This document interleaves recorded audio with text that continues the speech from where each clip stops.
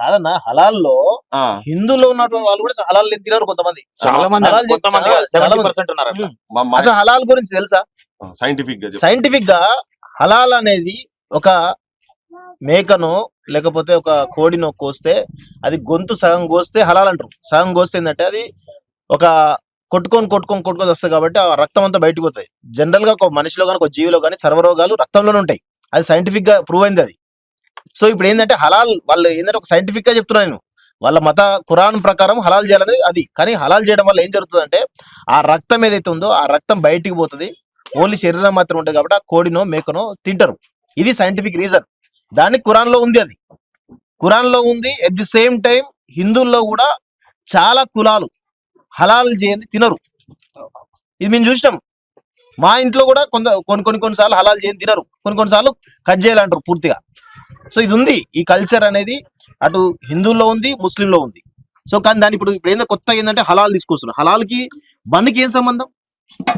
హలాల్కి బన్నుకి ఏం సంబంధం నాకు అర్థం కాదు. ఇప్పుడు ఈ బన్ను అంటే బన్నును కూడా హలాల్ చేయాలి, ఇట్లా హలాల్ చేస్తారు, దీన్ని కట్ చేస్తారు కదా, ఇట్లా కట్ చేస్తే అన్నట. కొత్తగా ఏమైతుందంటే హలాల్ అనగానే ఏదో ఊంచుతారని అంటారు. హలాల్ అంటే ఊంచుడు కాదు, అది హలాల్ అంటే ఊంచుడు కాదు, అది మెడను ఒక 75% కట్ చేస్తారు, అది హలాల్ అంటే. దానికి సైంటిఫిక్ రీజన్ కూడా చెప్పినా కదా క్లియర్ గా. సో ఇలాంటి పరిస్థితి దయచేసి ఎవరైతే విద్వేషాలు రెచ్చగొడుతున్నారో ఫస్ట్ మీరు తెలుసుకోండి. హలాల్ అంటే ఏంటిది, హరామ్ అంటే ఏంటిది, లేకపోతే కోవా బన్ ఏంటిది, కోవా బన్లు ఏం తయారు చేస్తున్నారు వాళ్ళు క్లియర్ చెప్పారు. వాళ్ళు అబద్ధం ఆడలే కదా. కోవా బన్నులో కోవా ఎట్లా తయారు చేస్తారని చాలా స్పష్టంగా చెప్తున్నారు. బన్ను గురించి చాలా స్పష్టంగా చెప్తున్నారు కదా. ఇంకా మీకు కొత్తగా ఏముంటుంది నాకు అర్థం కాదు. సమ్మక్క జాతర దగ్గరికి వచ్చి ఈరోజు ఏదైనా సరే మన హిందూ ఆచారాల ప్రకారమే అనుకుందాం. ఒక దేవుని దగ్గర పోయినప్పుడు అది విషయమైన ప్రసాదం అవుతుంది అంట, ఉంది కదా, మన పురాణాలు ఉంది కదా. మరి అలాంటి పరిస్థితుల్లో సరే ఈ కల్తీ అయింది అనుకుందాం, మరి ఆ దేవత ప్రాంగణమే కదా, అంతా ప్రసాదం అయినట్టే కదా. సో ఇలాంటి పరిస్థితుల్లో తెలంగాణ రాష్ట్రంలో ఖచ్చితంగా ఇలాంటివి నడవవు. దయచేసి కొంతమంది వ్యక్తులు కావాల్సుకొని తెలంగాణలో ఒక మతం పేరిట డివైడ్ చేసి ప్రజల మధ్య విద్వేషాలు రెచ్చగొట్టే ప్రయత్నం కొంతకాలంగా జరుగుతుంది. దాన్ని వెలుగులోకి తీసుకురావడానికి ఎవరు చేస్తున్నారు ఏంది అనే వెలుగులోకి తీసుకురావడానికే మేము ఇప్పుడు ఇక్కడ దాకా రావడం జరిగింది. 300 కిలోమీటర్లు దాటుకొని ఇక్కడ దాకా రావడం జరిగింది. కారణం ఇదే, 350 కిలోమీటర్లు దాకా దాదాపుగా. ఇప్పుడు వాళ్ళు ఏమంటున్నారు, ఇంకోటి ఏదంటే మేము మార్వాడి ఉద్యమం జరిపినప్పుడు కూడా వాళ్ళు ఊంచింది తింటున్నారు అని అన్నారు కొందరు. ఎవరు ఆ గుజరాతీ సంబంధించినటువంటి 2-3 జిగ్నేష్ అనేటోడు అన్నాడు, అరే వాళ్ళు ఊంచింది తింటున్నారు అని. ఆయన ఊంచింది తినాలని ఎవరి సోకుంటది, నా ఉంచుడు వాళ్ళు తిన్నారు, వాళ్ళు ఉంచుడు మనం తిన్నాం. ఒకవేళ ఊంచింది ఉండేది ఉంటే అది ఎక్కడో దగ్గర చూపించి మీరు అంటారు కదా, అదేదో మీ చేతుల్లో రాజ్యము, మీరు చూపి రాదు ఎక్కడ ఉంచిండ్రు, ఎక్కడ ఏం చేసిరు అనేది ఎవరికేం సోక్ లేదు అట్లా. అయితే ఇదంతా ఒక రాంగ్ చర్చ జనం లోపల తీసుకుపోయి తప్పుడు సమాచారాన్ని తీసుకుపోయి ఇప్పుడు అంటారు బయట మొత్తం జరిగేది అంతా ఏ చేసినా కల్తీ కదా. ఇగో పెద్ద మనిషి వచ్చి ఉన్నాడట, ఈయన కేంద్రం ఇన్ఛార్జ్, నువ్వు పాలకేంద్రం ఇన్ఛార్జా, ఎట్లా గవర్నమెంట్ ఎంప్లాయా మీరు?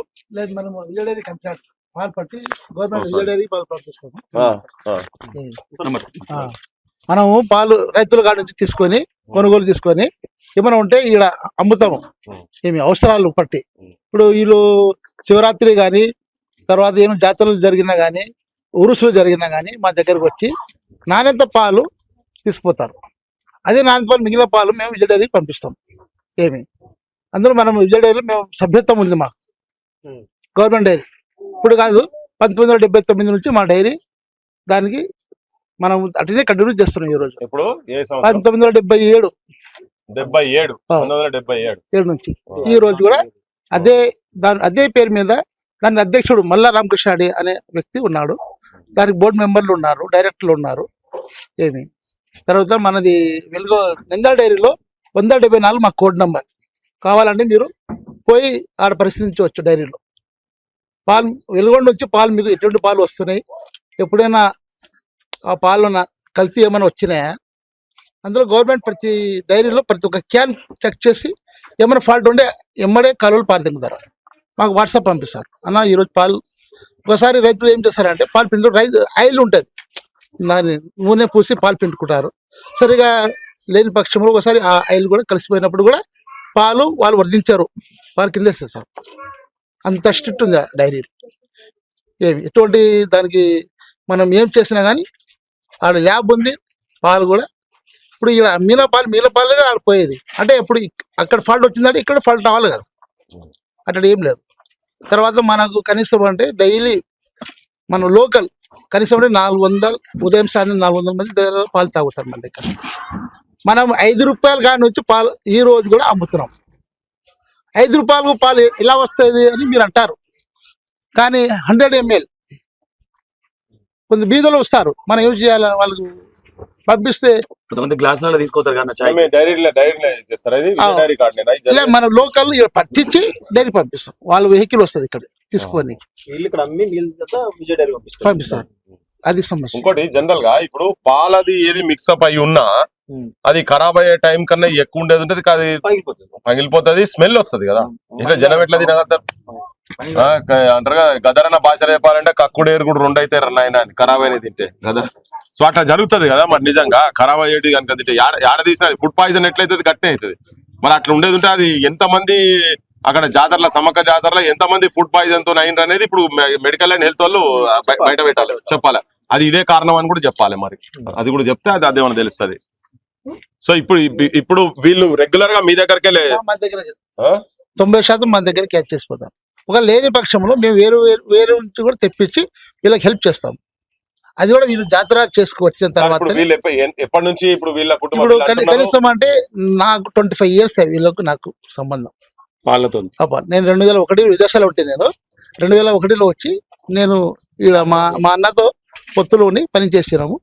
అప్పటి నుంచి వీళ్ళకి నాకు సంబంధాలు ఉన్నాయి. ఏమి డబ్బులు కూడా వాళ్ళు వచ్చిన తర్వాతనే నాకు పేమెంట్ చేసేది. వాళ్ళు రాకముందు అదే పేరు పే చేస్తామని. తర్వాత వెహికల్ డీజిల్ కానీ ఏమైనా వాళ్ళకి అవసరం అంటే 2000 5000 కావాలంటే కూడా మేము ఆర్థిక సాయం అందిస్తాం. ఎందుకంటే ఇప్పుడు మన వాళ్ళు బతకాలా, మనం బతకాలి, రైతులు బతకాలా, అందరూ బతకాలి. నేను ఒక్కనే అంటే అయ్యే పని కాదు. అంతా పుట్టగుడి కోసం చేసేటువంటి ప్రయత్నం ఇదంతా.